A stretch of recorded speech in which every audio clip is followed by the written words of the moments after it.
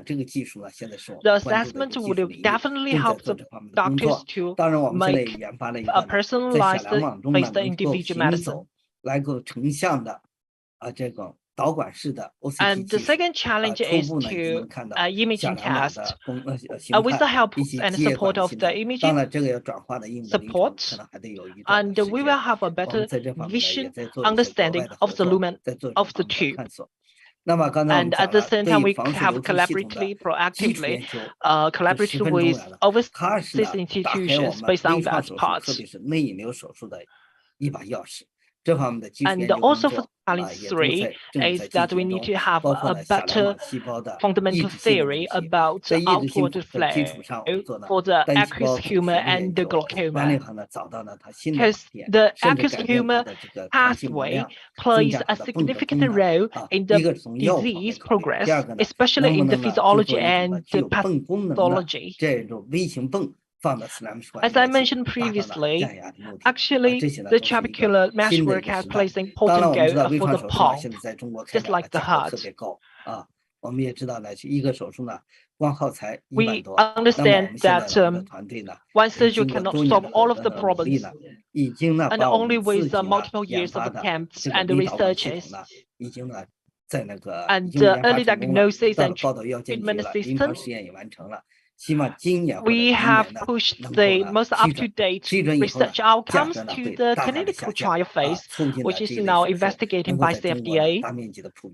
And hopefully the techniques and the procedures will be widely adopted by different institutions in China and provide a better healthcare plan for the Chinese cataract, for the Chinese glaucoma patients, and with a better clinical efficiency and less complications. And finally, I would like to extend my sincere gratitude to my research team, and thank you for your opportunity. And without collaboration, we couldn't achieve the outcomes like this. And any good suggestions are warmly welcomed by emailing me. Thank you very much for your listening and time.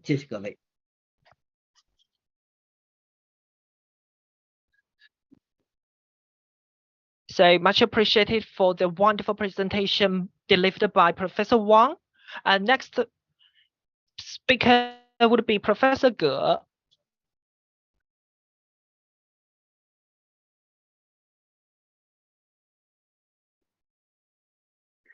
The next one is Mr. Professor Ge Jin, with the high achievements to be the myopia prevention and control. Let's welcome Professor Ge Jin.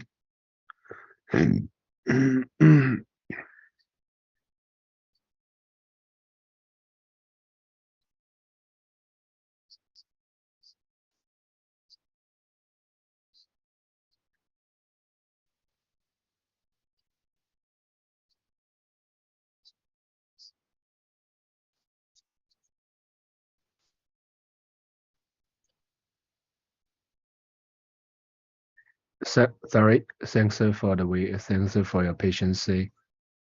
Thanks very much for the group inviting us.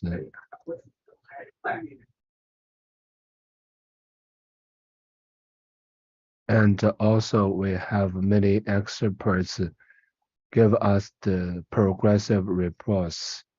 And in this term, we have carried out many clinical researches, and we see that the myopia is actually, its incidence is increasing globally, as you can see here from this picture. So it is become more and more important. One of the major problems is the light.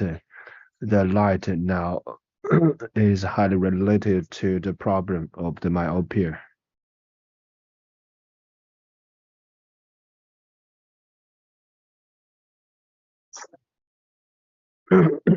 And also because we have like the LED, the blue light and the red light and etc. And also we have the hood time light etc., which has the connection to our sight. And also the intensity of the brightness and light are also quite an important factor. And also there are some data I think to share with you. And also what it is very important to have the outdoor exercises activities. It is related to the physiology and the psychology. And we see the ordinary light and natural light are very important for us. The natural spectrum has considerable influence on the function of the whole body.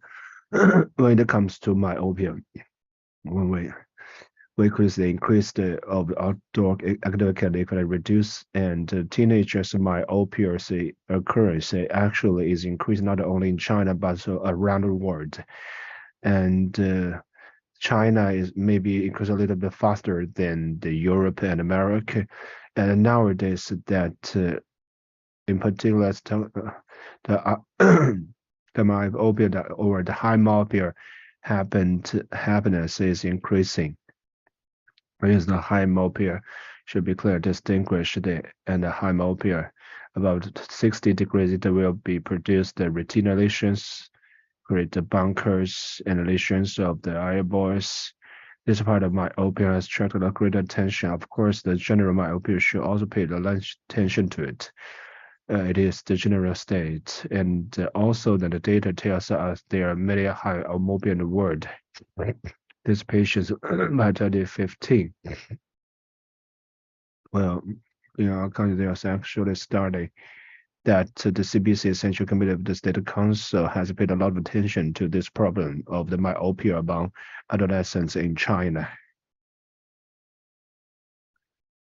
The General Secretary Xi Jinping also mentioned point out this point in 2018 that it is necessary to have the highest of myopia with students to be put into the control, and also there are a lot of action have put into it for the control of the myopia. And for example, let's say in the myopia rate of the 6-year-old children in recent 10 years should be controlled at about 0%, and the myopia rate of primary school students should be reduced to below 38%. Junior high school students should fall below 60%, and the senior high school students should fall below 70%. And also has the requirements that especially the 14th and the 15th years plan to build up a 5 platform for the strengthening of the activities to build up the eye health service platform children among 0 to 6 years old. So we could now take a look at some of the data we have collected. We have carried of a monitored about 1 million data. And the data found that 5 years old is highest in the period of myopia. After the age of 20, they will be relatively flat. The high myopia also does not have a specific peak of onset. That is, it shows that the real high myopia has certain influence with other factors, where here is the amount of outdoor activities, the higher the load of the work close to each other. And the more the degree of the myopia occurs, well, this is the kind of phenomenon like this. Well, there's a JAMA published the book by the team of He Mingguang in 2015, saying that there is pretty useful data. That it was a group of teenagers among 5 to 12 years ago. If every day, if carried out outdoor activity for 40 minutes or more, it could reduce by 9% of course of the myopia, which means this is quite a good result. That is to say that basing the sound is a good factor to prevent myopia than any other manual methods. And well, also, it gives some parameters in this term, the length of the eye axis. The children at about 60 years old, they are most likely and doubt again.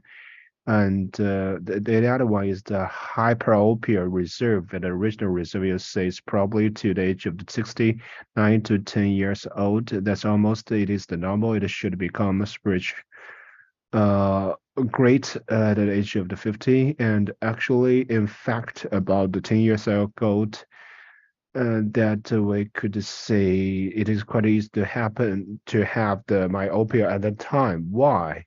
That there are a lot of evidence to prove that it is because that around in 2004, about 20 years ago, there was some kind of the animal test carried out that is for to provide a load increase that increase the occurrence of the myopia. There is a monkey where a class that have a laser to make the faster to focus, and there was a symptom, a small space made, and that one.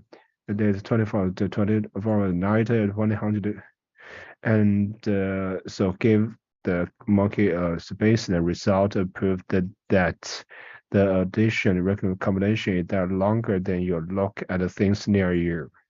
And the features cavity intensity increases, especially when you use 1 year of the recent monkey. At that time, the green is equivalent to child about 5 to 6 years old. And so well at that time they were doing some besides small space. We also do some of that at that time, and we do together with a female authority of myopia, and we're from the United States, the dean of the construction study, University of Houston, coming to our center, and still there is a study on the basis of the monkey. And we give the milder lens 1 by 1, for example, 100-degree lens of the 100-degree lens over nearsighted lens for entering. And the eye is more formal, and we give a moderate one. But if you give one, the highly fastened and defocused eyes, a high degree of the myopia could be reached to 800 degrees. So that is to say, far-sighted interchange is very important risk factors that cause the problem. And if we give them 900 degrees of the glasses, bring him 600-degree vicinity and cost 600 hypopia.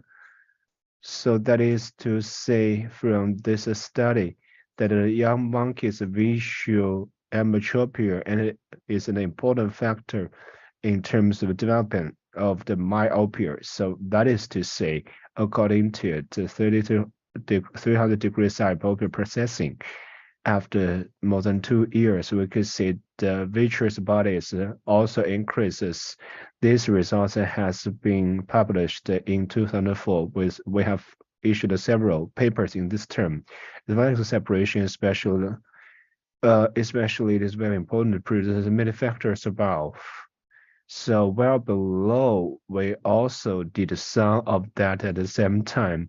We did some of the function of the retina that was published in 2004. At that time, this one believed that the optimal ecology that will open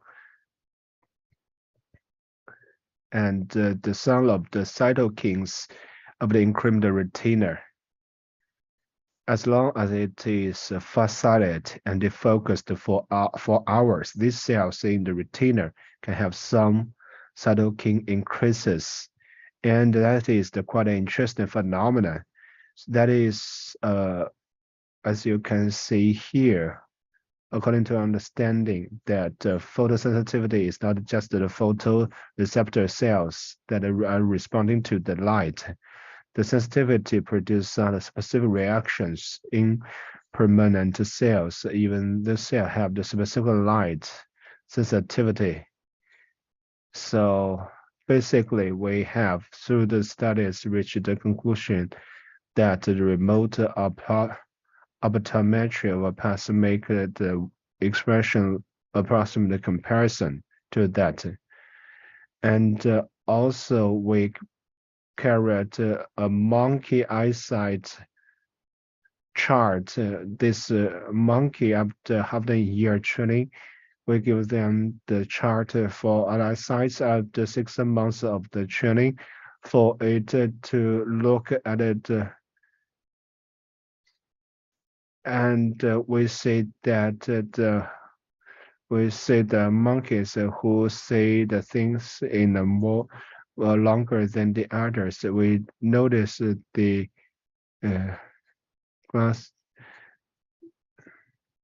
of various crystal increase in. So we say that it's not just the retina but also the lens.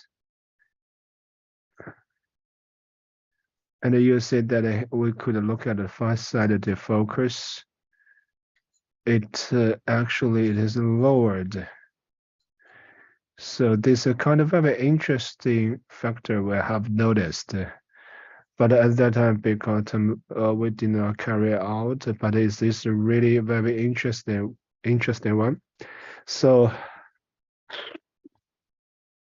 since we have proved that at that time to this day, we tried to use adapt a mirror and progressive lens to protect myopia. To see if it is useful, it has been proved that the key chip simply corrects the progressiveness of the center transfer, which cannot produce an effective myopia prevention and control effect of the population. Well, according to this idea, since it was done, and this result is good, you say this is the ethical education we made at the time. You say the macular area were damaged. It can be called the peripheral one, and then the aperture of the glasses changed. The focus is on the area between 20 degree and 40 degree of the retina. It is interesting phenomenon to do this research. That is just ordinary people. It appears ordinary people may have some of this problem that falls into our understanding. So it can correct the central peripheral understanding, the deeper myopia. And we take a look at that. As say, this is quite interesting. If the child has 400 degree of the myopia, if you don't correct it, you don't give him glasses, you only have if you don't give the children the 400 degrees of the glasses, but only this, but if you fix the defocus of the center, but not fix the peripheral defocus, so we say the defocus has become the far sides. Actually, it is because as we mentioned, it affects some of the retina, normal development retina. So that is the medium short-sighted people. Well, this kind of glasses is much worse, even worse than the one wearing the glasses that was case at that time. And you can see that in the clinical study. It's a systematic clinical study that is a good results. You can properly reduce myopia more than classic eye methods. And we could see this is a frame eyeglasses, and this is contact glasses. The frame glasses is much better than the contact glasses. So the theory of the constitutional is the same. It proved that the peripheral focus for some of the lenses are better than the traditional interface contact lens without peripheral transfer in correcting myopia. So actually, because we did the translation study, that is the problem in clinical practice, proved this theory through the primary research, and they make it into a product. Of course, after the result of clinical observation, the clinical research the judge were the most concerned clinical research in the world, because we did together. Then we made the final corresponding, also which was really as the best humanities award by the American of Optometry Society in 2013, and a medal was given to us in this term. Indeed, it opened up at least deeply of the understanding of that. After all, it was the development that come into the being, and there was also additional means where there are also like the companies doing that. There were, and also it was listed in 2014, and it continued to grow. So that one that benefits the vast myopic people who need it. Here's also something we'd like to mention from a special manner, that the interchange theory also in the design of the lens, there were many improvements. You can say that it is based on the theory.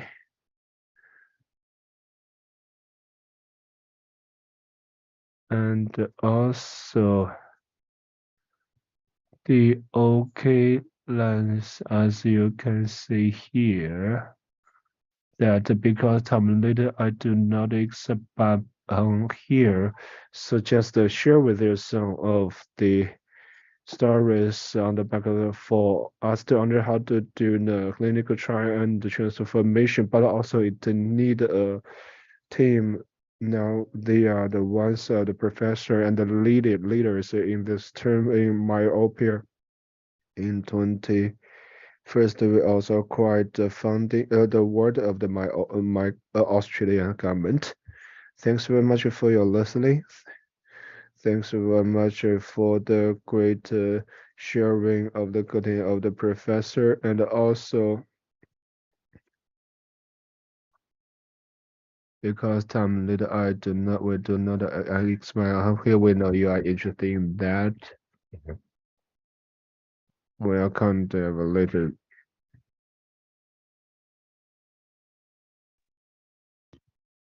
So the next speaker will be Professor Liu Zhuguo, and you may find him very familiar with,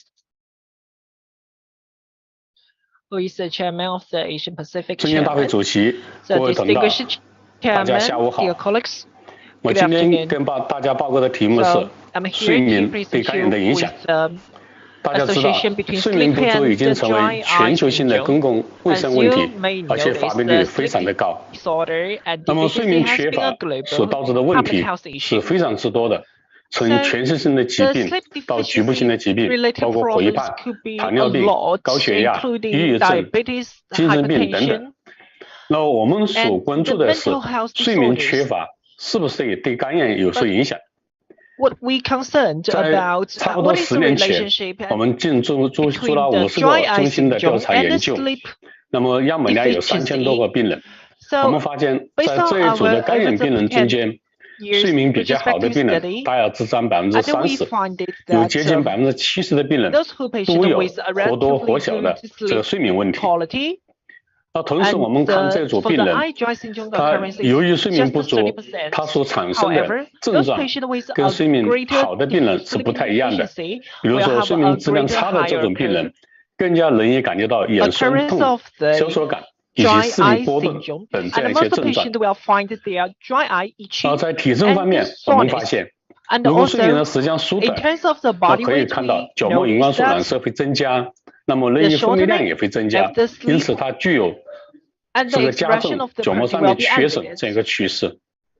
那么对于入睡时间增加的这种病人，那么也会发生内液的分泌量增加，所以说睡眠会影响肝炎的这些体征。那么睡眠缺乏，这个可以导致肝炎，还有几个证据。那么现在已经有多篇文章。 那个证明，就与充足睡眠的人群相比，睡眠不足的人群肝炎的发生率更高。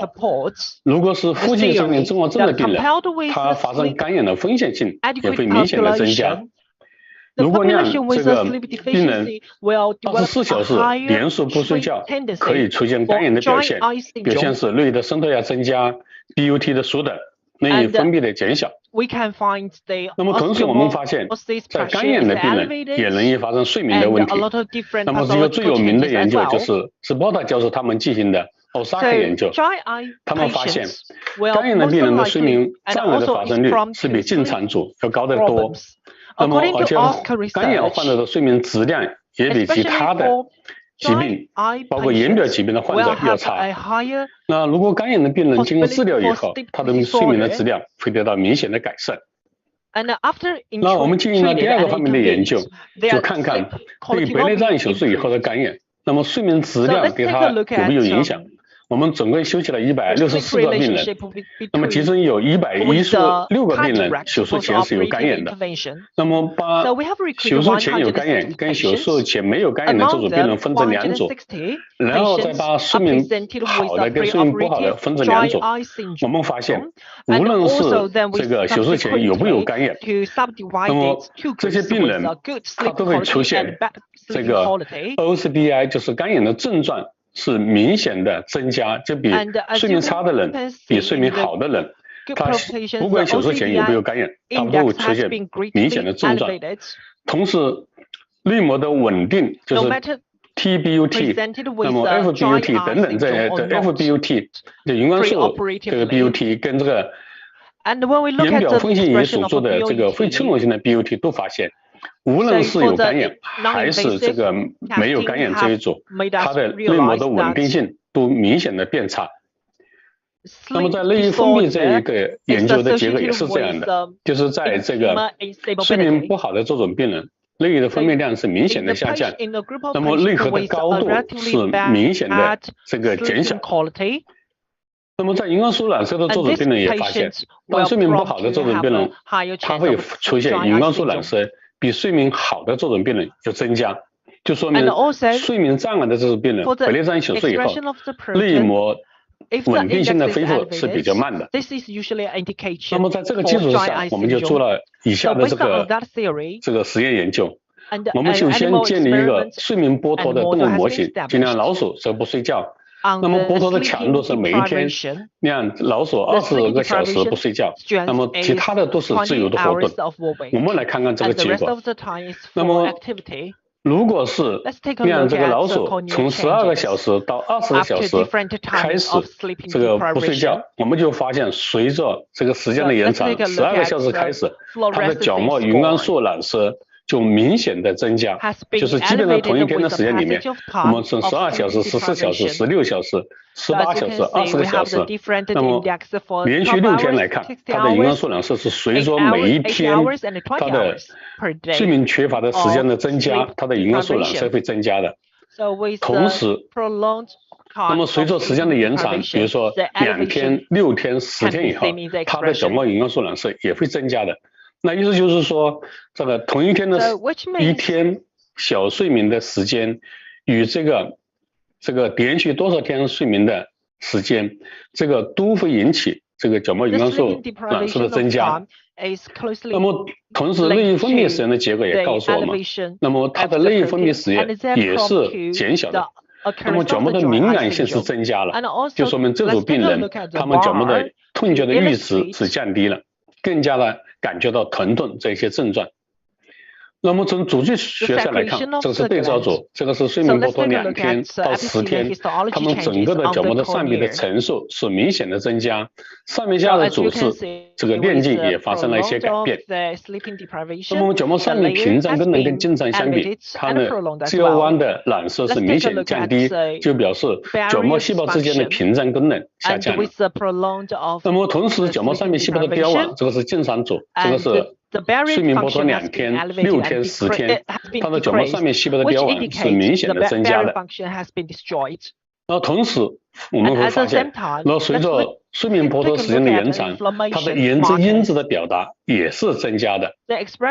我们再来看看内线的情况，这个是正常对照组，睡眠剥脱2天、10天，我们可以看得到，随着时间的延长，它的内线的大小会明显的发生改变，就是时间越长，它的内线就是变大了。它变大主要是在显微镜上看到它是处于一个内线的水损的状态。那么不仅处于一个水损状态，而且相关的炎症的因子的表达，比如说 CD45 也是增加的，它的那个回细胞接受仪的阿尔法、贝塔，那么 COS1、COS2 这些炎症相关的因子表达也是增加的。那这就告诉我们，睡眠缺乏会导致一系列的眼表改变，尤其会引起感染的一系列改变。那么究竟是哪些信号通路来参与到这里面去？那么将来有没有办法找到一个治疗的办法？那我们在进一步的研究就发现，跟经常组相比，睡眠缺乏5天、10天以后，角膜上面细胞里面出现了这个子弟的成觉，就是幽门染色的表达增加。那么再进一步的研究发现，它的 P8 阿尔法，那么这样一个蛋白表达是明显的这个降低了，那就说明 P8 阿尔法这个信号通路是参加了整个这个睡眠缺乏引起感染的这样一个过程。所以它 P8 阿尔法我们知道它是脂质代谢的因子，那么它的会调控下面的PV6，那么我们可以看得到，睡眠缺乏的感染这组病人 ，TRPV6 的表达也是明显的下降。那么 TRPV6 这个蛋白是跟微银毛这个角膜上面细胞微银毛是相关的，所以它下降以后，角膜上面细胞的微绒毛发生形态的异常。我们可以看到这个是正常的，这是睡眠缺乏2天的、5天的、10天的。那么，然后我们就把老鼠的 P8 阿尔法的这个敲掉。那么敲掉以后，我们看看它会不会出现像睡眠不足的这些小鼠相似的这样一些表现。那么敲掉以后，我们发现它的表现跟睡眠缺乏的小鼠引起的感染是基本上是相似的，表现是氯液的分泌量减小，那么荧光素染色增加，柔痕的这个增加，那么泪腺的这个增大，而且它起于一个水肿的状态，炎症因子有大增加。那么同时，它的这个在角膜里面的油痕也是这个增加的。那么还会发现它的 TRPV6 它的表达也会下降。那么同时，这个角膜上面的微绒毛的也会异常，我们可以看到它表现是这个结构混乱。那因此我们就知道，那么从以上的研究我们发现，就睡眠缺乏会引起这个一系列的包括泪腺、杯状细胞、睑板腺、角膜的一系列的改变，它主要是通过降低 P8 阿尔法这个信号通路，而 P8 阿尔法这个信号通路会引起脂质代谢的异常 ，TRPV6 的下降，而引起微绒毛的结构的改变，最后导致感染的变化。那我们有没有办法在这个路径来阻断它？我们知道这个菲洛贝特是一个激钝剂，它能够激钝 P8 阿尔法这个信号通路。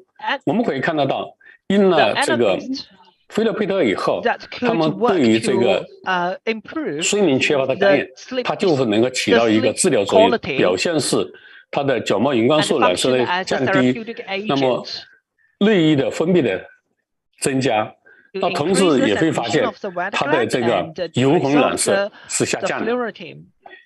那么再进一步的研究，我们发现它可以菲洛贝特可以提高这个 P8 阿尔法的这个表达。那么同时也会这个增加这个 TRPV6 的这个表达。那么我们可以看得到，通过增加 TRPV6 的表达以后呢，使得这一组的角膜上面的微绒毛的结构由混乱变成跟正常组差不多的正常的结构，所以它能够达到一个治疗的这样一个作用。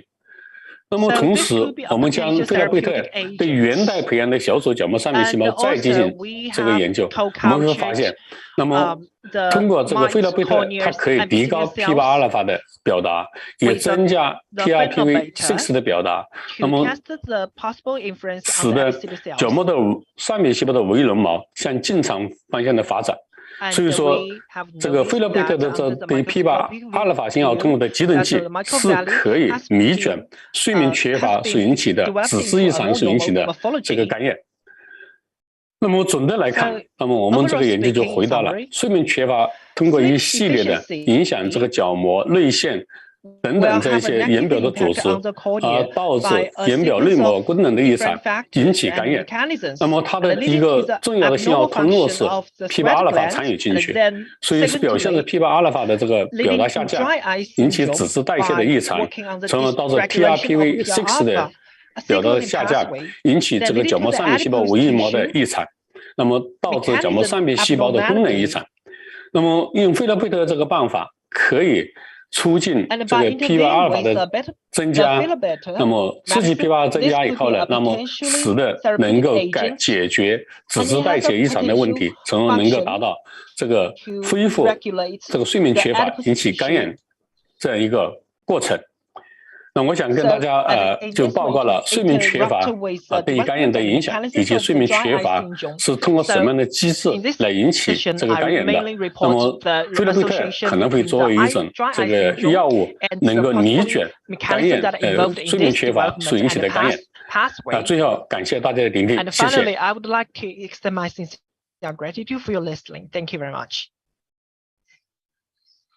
And thank you very much for Professor Liu Zhuguo for your inspiring and systematic and informatic presentation regarding to the association between the sleep deprivation and the dry eye syndrome occurrence, which is very beneficial And our next speaker would be Professor Xu Qin,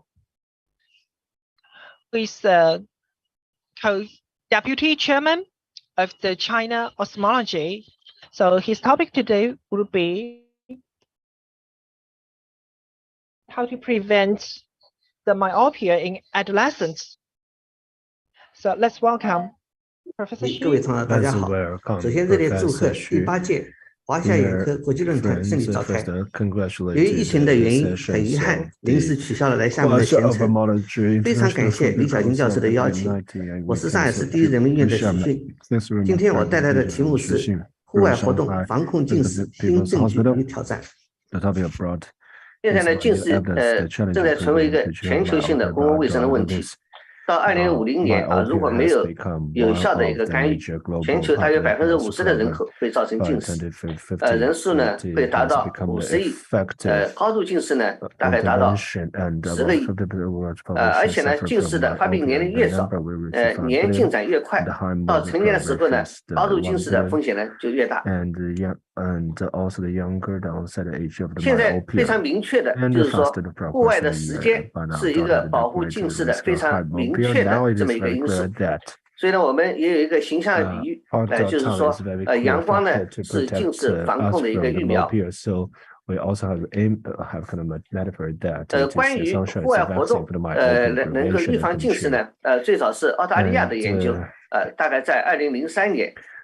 那么当时的方法呢，主要还是通过问卷来收集户外活动的时间和它的近视的相关性，所以呢，它的证据的等级呢都还是比较低的。随后呢，我们国内的北京、湖南也有这样的一个研究。那么到了2009年、10年的时候呢，我国的台湾，随后的广州以及后面又有台湾，都发表了一些比较高等级的它的研究性的文章，那么证明了户外活动是预防近视眼的一个有效的一个方法。我们呢也在前期进行了一个 meta 分析，进一步总结了户外活动与近视预防的一个关系。它呢揭示户外活动时间越长，近视的发生的风险呢越低。每天额外增加76分钟，可以降低50%的近视发生的风险。所以我们在2016年呢，首先提出每天沐浴阳光2小时来预防近视。但是呢，对已经近视的一个患者呢，它的进展的保护作用呢，还是有限的。户外活动时间降低近视的风险呢，可能是通过沐浴阳光增加了我们体内的一些物质的一个释放，使得一些接连效应导致近视眼的风险的一个下降。那么所以呢，光照是一个非常明确的一个关系。我们已经知道呢，就是增加户外的一个光暴露呢，可以有效的降低近视发生的一个风险，以及减缓非近视儿童向近视的一个漂移。但是我们也有很多的未知的一些东西没有搞清楚，比如户外活动暴露对预防近视的作用机制还是不明确的，缺乏呢基于客观监测的一个量效关系，光强度与户外之间的一个交互作用也没有明确，户外暴露对已经近视者的一个作用还存在着争议。另外呢，我们也想知道户外的光暴露是否存在一个阈值，就是在这个阈值下面是没效，超过这个阈值就非常有效的。为此呢，我们设计了一个通过户外活动来预防近视的一个 RCT 的研究我们呢起名是一个 STORM 研究。我们是在这个之前是进行了一个注册，并且呢把那个方法学的文章呢在那个国际期刊上发表了。这个项目的主要的一个方案呢，就是进行2年的前瞻整体随机3B 的干预试验。一共在上海呢纳入了24所学校，共计6295名6到9岁的一个学生。我们是大家看到是分了3个组。第一个组呢是按照以往的日常表来了，大概他们平均一天的户外活动时间呢大概是40分钟。干预一组呢是每天额外增加一些40分钟的户外课，那么使得它整体的时间能够达到80分钟。干预2组呢，除了同关于艺术一样以外，每天的5个课间的时间呢，也是到户外活动。所以呢，每天呢额外要增加80分钟达到120分钟，这是我们当时的一个设计。这个设计呢，放在 Clinical Trial 的网站上，所以它的结果是不能有什么结果就只能说明什么结果，因为它的方案呢是不能更改，或者要有理由才能更改。我们呢为此呢开发了一个智能的腕表，来让孩子呢就是在场，我们进行实时的采集户外的时间和光的暴露量。我们给它起了一个叫幕布的这么一个名字，通过 WiFi 或者流量呢自动上传它的数据。基本上每分钟它都上传。它里面有一个光的传感器。还有呢1PS的一个接收的模块，还有那个计步器。目的呢是客观的记录时间、光的强度、紫外线的强度、步数以及天气和佩戴的状况。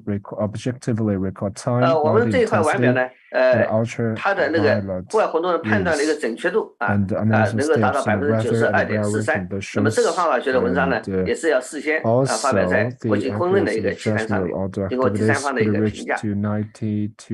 所以我们呢，这些这些小孩最后能够就是纳入到分析的对照组呢是1702个人，干预组呢是1985人，干预2组呢是1653人，平均的这个就是最终记录分析呢，占整个调查人数的大约接近85%。And also in the end, this kind of analysis goes to 85%. 我们发现呢，就是2年的近视的发生率和它的眼轴的一个变化的量呢，跟对照组呢是有差异的。两个试验组呢合并，它下降了就是3.9%，相对的下降比例呢是16.5%。跟对照组相比呢，干预1组和干预2组累计的发病率它是下降的。那么但是干预1组和干预2组这两者之间呢下降的比例呢，它的差异是没有显著性没有显著意义就是我们给它增加4分钟。和增加了80分钟，这两组呢就没有显著性的一个差异。这就是我们看到了它的户外的时间、光暴露的强度的日均的一个累计值。这是上面一个表示户外光照的一个强度。我们可以看到下面的一个虚线呢是一个对照组，相对的要低一点。户外活动时间呢也是比干预2个干预组呢要低一些。但是呢，干预1组跟干预2组之间呢，在户外活动的时间上呢是没有差异的。这也是比较我们后面要分析的。为什么设了这2组它的连户外活动的时间都没有差异？户外活动时间的延长呢，以及光强度增加，近视发生率呢，我们在第2年给它加强了，所以呢，它的下降呢也是非常明显的那么与发现了与就是我们近视的第2年的近视发病率呢，与室内的光强度以及室内的时间呢是没有关系。但是呢，随着户外的光照的强度增加，近视发病率呢就下降。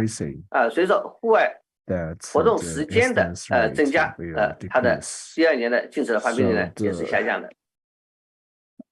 这是不同户外时间和光照强度组合下的近视发病率相对降低的水平的一个估计我们这里举个例子来说如果光照平均的强度每天是5000个lux每天是户外活动是3个小时这样的情况下，或者是光照强度累计达到850000lux，那么近视发生率呢相对下降的比例呢可以达到30%，那么就相当于什么呢？就相当于光照平均强度3500个lux，而且每天户外活动大约4个小时这样一个对应的一个值。And that is to see the equivalent to the average intensity of light to 户外活动时间以及日户外的累计光照的增加呢，可以减缓非近视儿童的他的一个球径的进展和眼轴的一个进展这个是2年进展的这么一个情况。那么我们研究户外时间对近视发病率的一个影响呢，我们国际上有几个这样的一个研究。那么台湾的研究呢，它是最厉害的。台湾第一个研究，他说能够相对的近视发病率相对的降低程度达到52%。那么广州的研究呢就没有这么好，它只有23%。台湾的后来的研究呢，它也降低了调门它只有17%。那么我们这个研究呢，大概在降低11%到16%之间。这个差异的原因呢，可能是基线的状况不一样，干预的依从性不一样，监测的方法不一样，分析的方法不一样，还有呢，孩子的学习压力年龄他的地域对学习的一些要求可能会不一样。那么在台湾研究上面呢，他们台湾研究他们认为呢，这个控制进展的一个作用呢，对近视儿童是无效的，对非近视儿童是有效的。台湾的第二个研究呢，是对近视的儿童是有效的，对非近视的儿童也是有效的。它的第三个研究呢，其实对近视儿童是无效的。美国呢也有这样的一个类似的一个研究结果。那么我们这个研究呢表明呢，对近视儿童呢效果是不明显的，而对非近视儿童它是有效的。那么这里面可能的原因呢，就是近视儿童就是它的效果因为比较小，所以呢它需要更大的样本，而是我们很多研究呢都很难达到这样大的样本。第二个原因呢，就是近视儿童这样一个体外户外那个时长的差异呢比较小，所以呢我们就是比较难观测到它的一个这样一个效果。我们的那个干预一组跟干预2组的两者之比没有显著的差异的原因分析呢，第一呢是户外时间呢没有达标尤其呢是干预2组，它里面可能存在的原因呢就是物理空间的可用性，因为上海的很多学校呢是在非常狭窄的那种地段里面，所以呢它的操场那个到户外的空间非常小。第二呢是组织活动的一个机会。还有呢，就是对光照和学习成绩的文化的一个态度，就是这个地区它越是重视教育，越是重视考试成绩它可能越是在这方面可能会受影响。天气当然也是，如果我们在阴雨天连续的黄梅天这样的可能效果就差一点那么实验2组呢我们提到就是每个10分钟的课间都需要去操场后来我们发现呢这是很难做到它要有组织的下去不被挤着非常安全的到下面，然后呢基本上没到户外它又得回来了，所以实施呢有难度这个呢也为我们就是提出了，就是说户外活动可能是需要有更长的这个休息的课间的休息时间，这也是实践对我们提出的一个挑战。我们看到我们的理想都是很丰满的，但是现实呢都是很骨感。我们在这个腕表上面我们会看到为什么有在上学期间会有这么多的那个低谷，因为是周末。为什么中间从7月初到9月初这么长的时间持续的低谷因为有了寒暑假。那么再分析下来，我们发现孩子的一半时间是在学校的，一半时间是不在学校的，是在户外的。因此我们想把所有的任务都压在学校上面，可能学校也是有点压力过大压力过大。但是我们在这个研究当中呢，也发现了一个非常好的一个现象，就是说呢，他的学习成绩的，我们按照他的排名因为现在孩子他是不能公布就是给孩子就是公布他的分数的，那我们就按照他的那个学习成绩的排名，我们统计了一下，发现呢，每日户外活动在不到2.3小时的那个孩子它其实是处在正相关的一个状态，也就是说，户外活动它是有利于促进学习成绩的一个提高。那么超过2.3小时的成绩呢也没有下降，当然更长的我们也那个接受不到，因为孩子现在不可能超过太长的时间在户外活动。所以这个统计结果呢，这对教育系统应该是一个很大的一个安慰。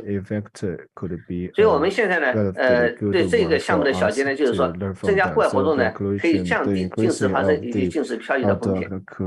它呢，户外活动的保护作用暴露时间，它的长度与光照强度是有关的，存在量小关系。户外活动呢有效，但是如何克服障碍因素落到实处是一个巨大的挑战。那么为科学的评估户外活动的那个作用的效果呢，客观的监测来了解它的干预的依从性或者提高它的干预依从性是非常重要的。那么我们这个文章呢，也发表在2022年的11月的 Ophthalmology 上。这里面呢，要感谢所有对这个项目支持的我们的有关的领导、各个区县的防病机构、卫生服务中心以及项目学校的支持和贡献。这项研究呢，其实可以为指南的我们定了很多指南的下一步的跟进呢提供一些依据。那么比如现在就是最新版的防控的那个要求呢，也提出了天天户外活动120分钟校内校外各60分钟要充分发挥课间的10分钟那么有难度那怎么办呢？我们上下午就是要各增加30分钟的大的课间不要坐小汽车上学我们提倡结伴的同行上学这种模式可能都会就是逐步的落实到各地。那么我们也就是努力的在推广就是佩戴技术这样呢让孩子离开学校以后在社会上在家庭也能够进行一个联动我们呢设计了一个激励的管理模式来进行一个探索包括智能监测的户外活动的腕表或者户外的那个活动的一个胸章都是为了同一个目标同一个目的。那么其实在近视的预防上面其实还做了一些其他的那个有很多的工作比如说我们的那个红光来进行一个干预对于近视前期的那些他的那个就是远视储备消耗非常快的那些孩子进行干预。我们每天2次，每次3分钟每周呢是5天干预6个月，我们现在初步的结果呢发现呢就是近视的发生率比对照组呢相对下降53.7%。当然这个数据呢还没有发表但是我们也看到如果能够安全的使用它它还是有效的。其他的探索呢还包括低浓度阿托品干预近视的一个前期的研究包括印度的最近提到就是0.01的阿托品它能够就是有效的延缓那个就是近视的那个发生率然后呢台湾长庚医院也是能够提供同样的一个循证的一个证据所以呢这方面的研究还有很多所以我们呢总结今天的那个就是内容。第一呢就是我们进一步明确了户外光暴露的模式探索了有利于提高户外活动依从性的一些措施不断的优化户外干预的方案。第二呢要探索户外暴露时间对近视保护作用的内在的可能的途径及机制，这都是我们未来要做的。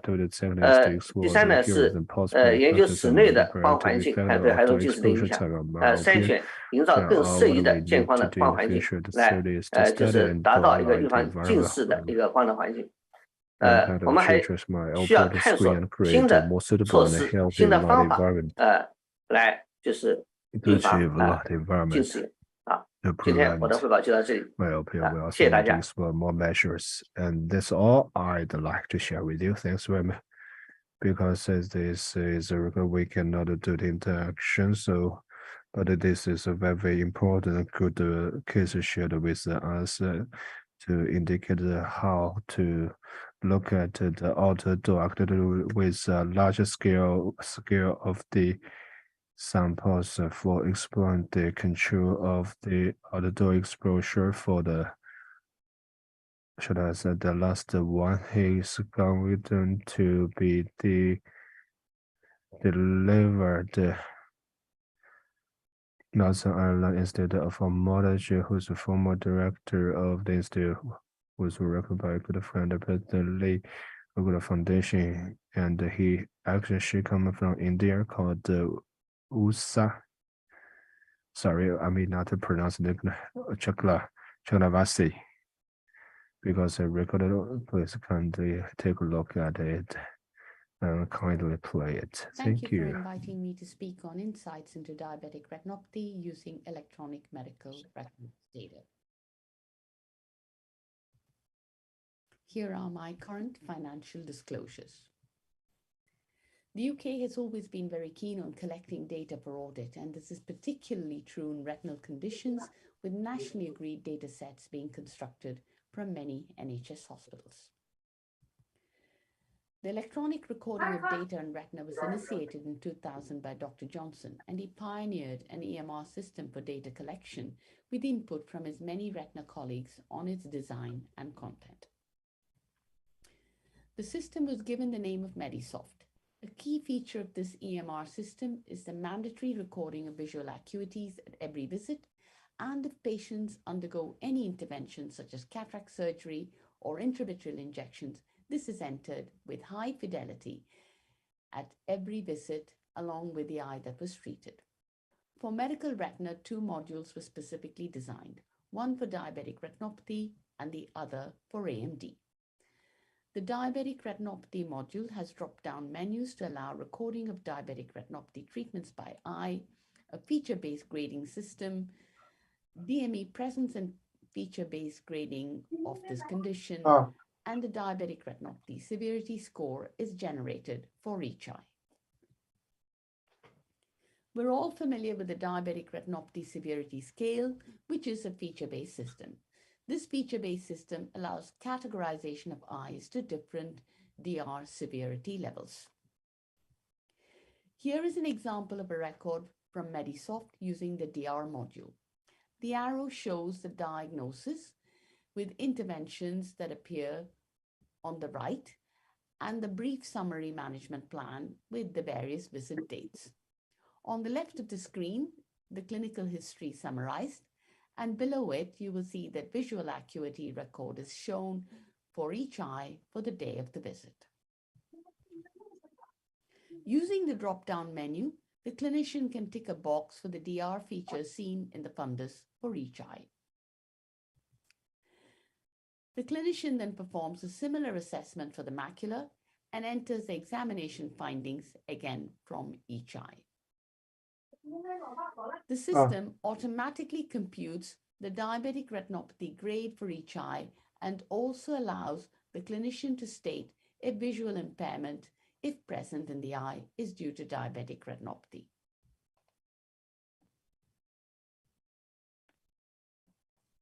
To reduce data entry time, the clinician can load values from the previous visit if there is no change in the fundus status.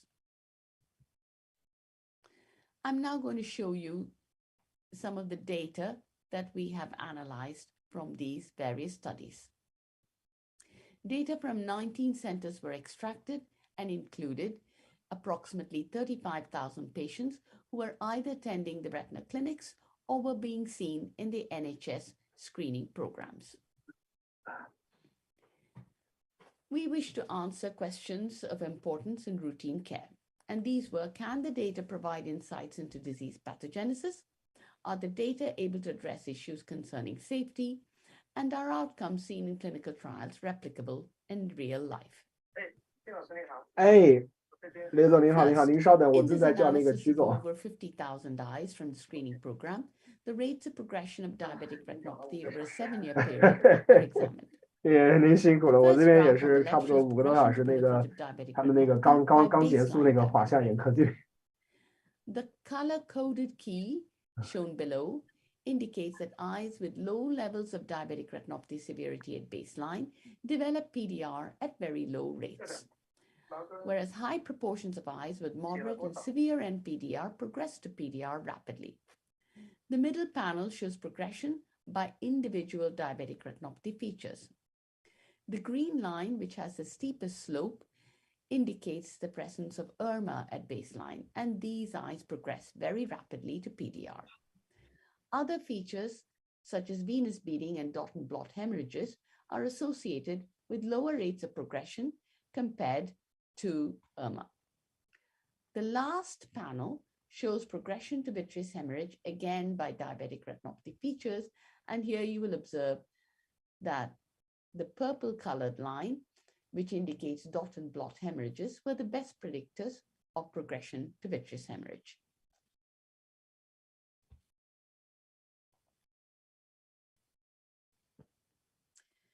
Anecdotal evidence exists indicating that cataract surgery is a risk factor for the onset of DME. Because the EMR system records all treatments that were used, the initiation of anti-VEGF in each eye has been recorded extremely carefully and can be used as a proxy for the onset of DME. The dendrogram shows the number of patients with diabetes who underwent cataract surgery and anti-VEGF treatments.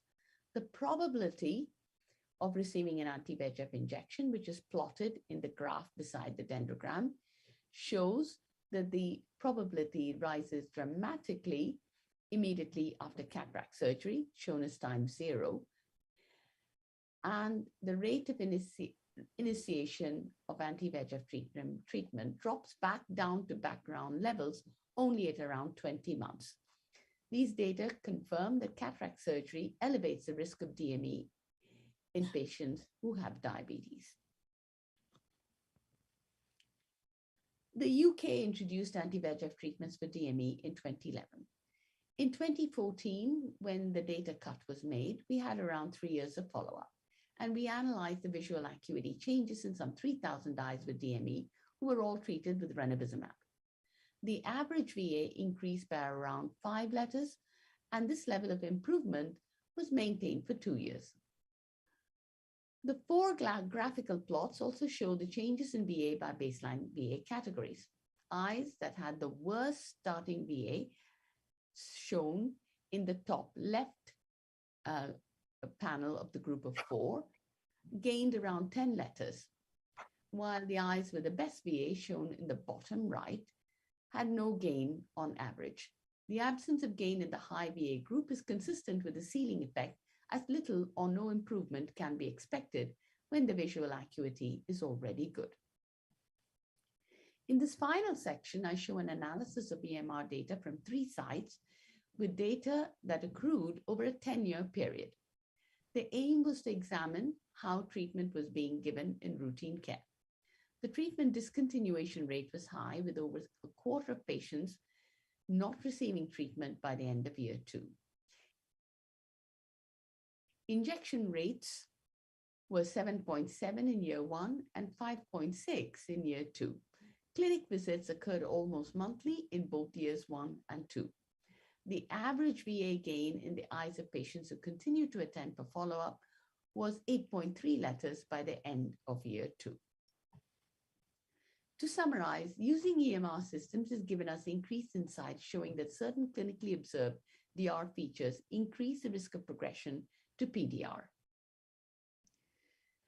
and confirm that increased risk of DME after intraocular surgery, and show the treatment outcomes are only marginally worse compared to those of the best RCTs, despite a much lower frequency of retreatment, but with a high frequency of review visits, indicating that monitoring is important to maintain the VA gain. Worryingly, around a quarter of patients discontinue anti-VEGF treatments, and these are just the patients who are likely to be lost to follow-up and more likely to end up with worse vision. I'd like to thank you for your attention.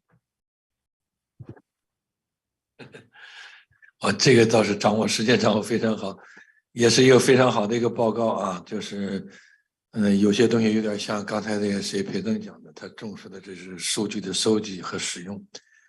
那咱们今天下午这个第8届华夏眼科的这个国际论坛到这里呢就圆满结束了。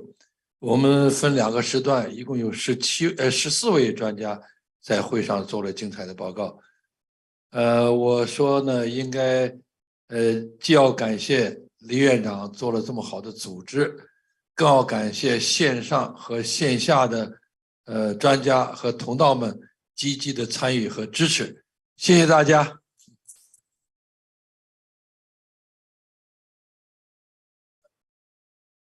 会后的事项是不是会务组讲？咱们最后也要感谢秀菊哈，对这几个外宾的 PPT 做的翻译哈。你的学生？哦，那真好，嗯。看到我的口罩是不是落在这儿？没有就算了，没。再要一个。